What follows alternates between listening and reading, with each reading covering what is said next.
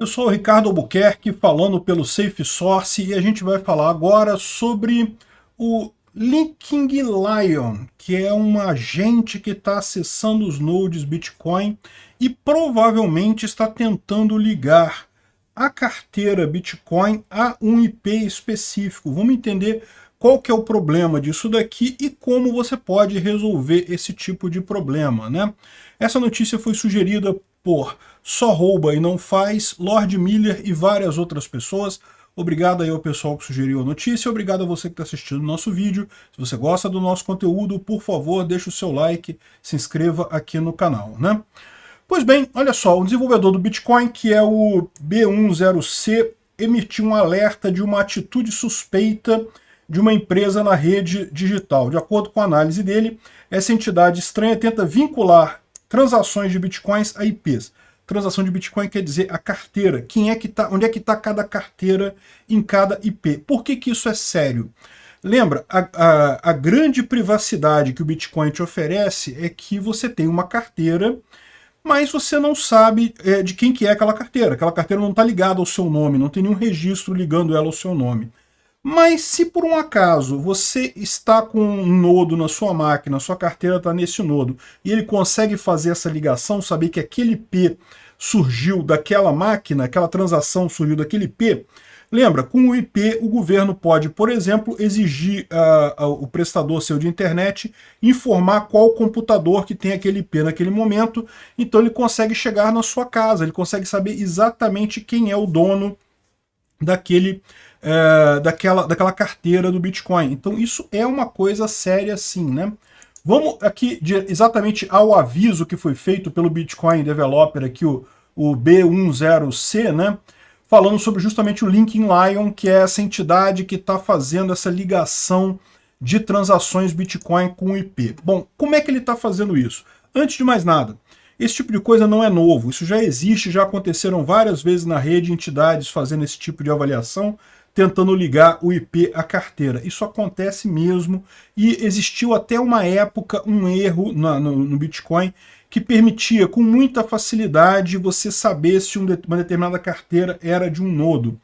Não sei se vocês sabem, eu cheguei a fazer aqui uma lista, aqui nesse canal, a lista CVEs do Bitcoin, em que eu analisei cada uma das falhas que já aconteceu na história do Bitcoin, como é que foi a falha, o que aconteceu, quais foram as consequências. Eu falo aqui do bug da inflação de 2010, que foi o pior bug da época do Bitcoin, mas foi corrigido, coisa e tal. Enfim, tem vários erros aqui, e um desses era justamente a seguinte situação. Se você mandasse uma transação errada para um nodo que que o endereço fosse naquele nodo, ele não propagava aquela transação, porque como o nodo como a carteira estava naquele nodo, ele sabia que aquela transação estava errada, então ele não propagava ela. Só que isso é um problema, porque daí você consegue medir, saber se um nodo está com uma carteira. Você manda uma transação errada para ele, ele recusa aquela transação, opa, eu sei que a carteira está ali. Então isso foi um dos problemas apontados, né? Mas tem outras formas de você identificar essa mesma fragilidade. Na época que eles corrigiram esse problema, parou de ter esse problema, né? O nodo que tem a carteira responde da mesma forma que o nodo que não tem a carteira, mas de qualquer forma você consegue saber se uma carteira está de um nodo da seguinte forma. Quando acontece uma transação, quando você faz uma transação no Bitcoin, ela começa no seu nodo. Evidentemente, você começou aquela transação, você mandou dinheiro para alguém, então o seu nodo é que começa a espalhar essa transação. Então você tem essa ligação dessa carteira com esse nodo, né? Deixa eu explicar um pouco melhor para vocês aqui. Isso daqui é o meu nodo Bitcoin rodando aqui na minha máquina. Esse é um nodo de exemplo que eu tenho aqui, né? Eu só rodo ele de exemplo mesmo. E você pode ver aqui que ele entra e faz conexão com vários outros nodos próximos ao meu, né? Ele escolhe aqui alguns, aqui ó, fiz uma nova conexão com um nodo em algum lugar aqui e eu consigo fazer full relay aqui. Outra conexão que eu consegui fazer. Enfim, ele consegue fazer um monte de conexões e coisa e tal. Então, cada nodo Bitcoin que você começa a rodar, ele procura 10 outros nodos na proximidade aqui e entra em conexão com esses nodos, e é assim que o seu nodo fala com todos os demais nodos na rede, né?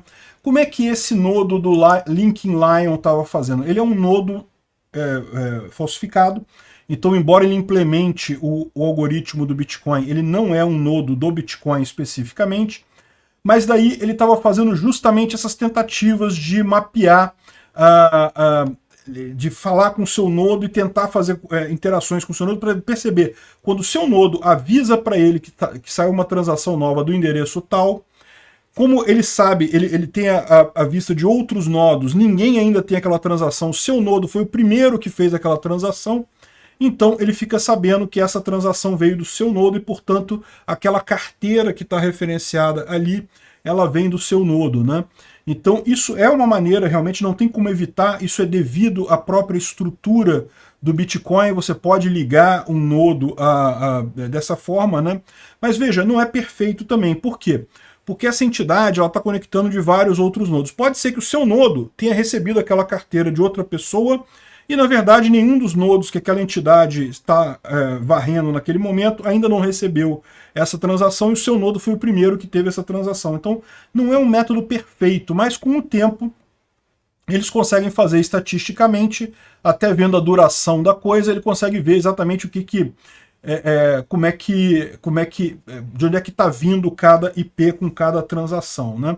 Então isso é um problema conhecido da rede Bitcoin, é algo que realmente pode ser feito, né? Ninguém sabe o que é esse Linking Lion, essa entidade que está fazendo esse mapeamento. Pode ser o governo americano, pode ser um grupo de hackers, pode ser qualquer coisa, na verdade, não tem como evitar. Esse tipo de ação está dentro do padrão do Bitcoin. O máximo que você poderia fazer é identificar esses IPs que estão sendo usados por essa entidade e bloquear esses IPs no seu nodo Bitcoin. Mas isso é uma coisa complicada, porque bloquear IP é aquele negócio, né? Mais dia, menos dia, o IP, o cara pode trocar o IP e pronto, né? O seu bloqueio não serviu de nada. Ao contrário, você queimou um IP, se amanhã esse IP for usado por um nodo legítimo, ele não consegue falar com o seu nodo. Então você pode começar a ter problemas de comunicação com a rede, porque você bloqueou um monte de IP. Isso é um problema nesse tipo de situação, né? Bom, o que o pessoal consegue fazer para resolver esse problema, né? E ele fala aqui sobre o tempo que tá fazendo isso, e diz quem é que pode ser esse tipo de entidade que está fazendo essa tentativa de identificação das coisas, mas no final das contas, qual que é a solução disso? A gente já falou sobre isso, inclusive, em alguns desses bugs aqui. Eu não lembro qual deles especificamente que foi que tinha esse problema, mas a questão toda é exatamente o seguinte: você, quando você tem uma carteira com um valor considerável em Bitcoin, você nunca abre ela num nodo como esse meu nodo aqui, né? Esse meu nodo aqui tem uma merrequinha só, não tem nada de valor, eu só uso ele mesmo para testar, então não tem problema ele ficar aberto para o mundo todo, né? Isso aqui são as mensagens que ele está recebendo, tá vendo? E essa interface aqui é a interface DOS dele, né? É a interface que eu consigo ver o que ele está fazendo por trás na comunicação. Ele tem uma outra interface também, que é aquela interface da janelinha, vocês já devem ter visto. Quer ver? Ó, eu vou fechar essa coisa aqui, eu não consigo manter as duas abertas ao mesmo tempo, tá? Ou eu mantenho essa versão, que é a versão DOS, que é o Bitcoin D, ou eu mantenho a versão GUI, né, que é a versão gráfica, bonitinha. Mas é a mesma coisa, é o mesmo nodo, é a mesma funcionalidade, é o mesmo Bitcoin que está guardado ali. Eu vou fechar aqui agora e vou abrir. Olha só, essa aqui é a interface gráfica do meu nodo que eu tenho de teste aqui, né? Então aqui tem o valor de Bitcoin que eu tenho, 0.000699936 Bitcoin, algumas transações que eu fiz aqui, coisa e tal. Aqui eu posso mandar Bitcoin, eu posso receber Bitcoin, mas basicamente essa daqui é o meu nodo, aqui é a parte gráfica. É a mesma coisa que a parte DOS, só que ali a gente consegue ver ele estabelecendo conexões com outros nodos e coisa e tal. Esse nodo aqui está fazendo a mesma coisa, está abrindo conexão com outros 10 nodos na internet, a gente só não vê porque ele está fazendo isso lá no background, né? Então, essa é a situação. Como é que você faz quando você tem uma quantidade grande de dinheiro? Você nunca coloca num nodo só. você coloca num nodo que aponta para outro nodo. Quando você instala um nodo Bitcoin, você pode fazer esse nodo single relay, ou seja, aquele nodo só vai falar com outro nodo específico que também vai ser seu. Então você vai botar um segundo nodo, que é um nodo que tem um endereço meio que não tem carteira, que não tem valor grande ali. Se ele for atacado, não tem grandes problemas para você, mas ele é o nodo de relay do seu nodo principal em que você realmente tem dinheiro. Todos os mineradores fazem isso. Os mineradores nunca colocam um nodo que faz a mineração.